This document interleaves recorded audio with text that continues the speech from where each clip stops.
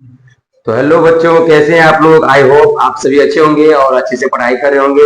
चलिए आज आप लोग को क्लास 10th के प्रश्नावली 3.3 मैथ को सोल्व करते हैं। ठीक है, पहला सवाल कहता है कि निम्न रैखिक समीकरण युग्म को प्रतिस्थापन विधि से हल करें। देखो, प्रतिस्थापन विधि आज आप लोग को सिखाएंगे। ठीक है, चलो प्रतिस्थापन विधि क्या होता है समझते हैं।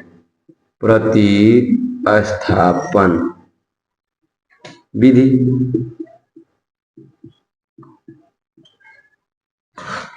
प्रतिस्थापन का मतलब होता है, देखिए आप लोग को थोड़ा समझा देते थ्योरी करके।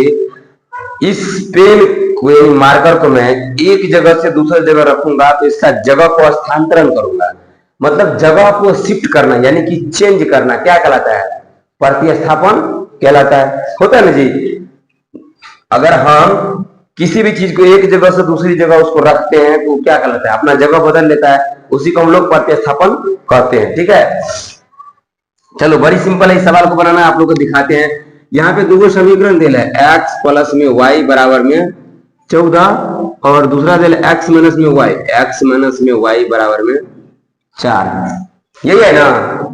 हर रे, चलो आप लोग ध्यान देना, इसका नियम कहता है प्रतिस्थापना। इसका नामे में जो है ना बनाने का विधि है, मतलब एक में से निकालो और दूसरा में डालो, कहानी खत्म। देख, इसको मान लेते हैं समीकरण 1 और इसको मान लेते हैं समीकरण 2। हम लोग लिखते हैं हल। ठीक, समीकरण 1 से, किससे, समीकरण फर्स्ट से।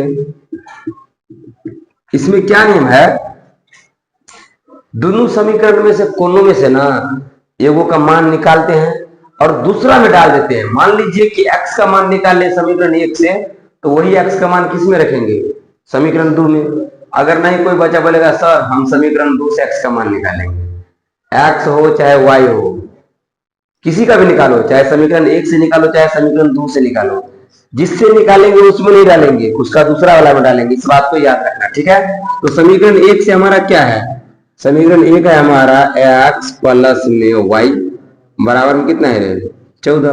तो जब x निकालेंगे मान, x बराबर में 14 है तो 14 आई प्लस y उधर जाएगा तो माइनस में y। x का मान कितना आ गया, 14 माइनस में, x का मान आ गया 14 माइनस में y आया ना। अब जो हम इसी x का मान समीकरण 2 में रख देंगे, यही समझ है ना। लिखेंगे x का मान, x का मान समीकरण 2 में रखने पर, समीकरण 2 में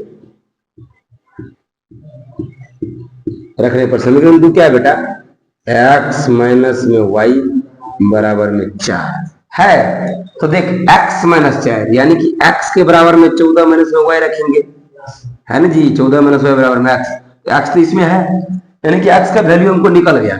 यहाँ पे लिखेंगे x के बदले में 14 माइनस में y। ये तो x के बदले में है, ये वो माइनस y पहले से यहाँ पे है ना। तो माइनस y बराबर में 4। अब मुझे बताओ, दोनों एक जात वाला है, ये दोनों जुटेगा कितना हो जाएगा, 2 y।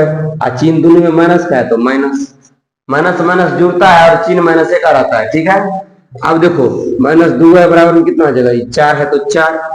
ठीक है, अब देखो ये 14 प्लस में इधर इधर आएगा तो माइनस में हो जाएगा।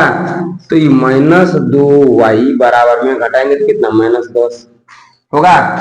अगर बराबर के दोनों तरफ अगर कटने वाला होता तो हम लोग काट देते हैं, माइनस से माइनस कैंसिल, 2 1 का 2 और 2 5 6, तो y बराबर में कितना आ गया,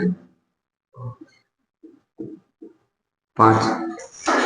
ये तो y का मान निकल गया, इसमें x का मान प्योरली नहीं निकला है, y के रूप में। अब यही y का मान x के मान में रख दो, हम लोग लिखेंगे कि y का मान, लिखेंगे कि y का मान यानी कि वैल्यू x के मान में रखने पर, x के मान में रखने पर, तो x का मान कितना है जी, x बराबर में 14 माइनस में y। तो बउआ x बराबर में 14, y का मान कितना निकाले हैं, 5। तो x बराबर कितना हो जाएगा, 14 में से 5 जाएगा तो 9 होगा। ये हो जाएगा आप लोग का आंसर। देखो मिलो, यही आंसर होना चाहिए। ठीक है, आप लोग भी इसका स्क्रीनशॉट ले लीजिए।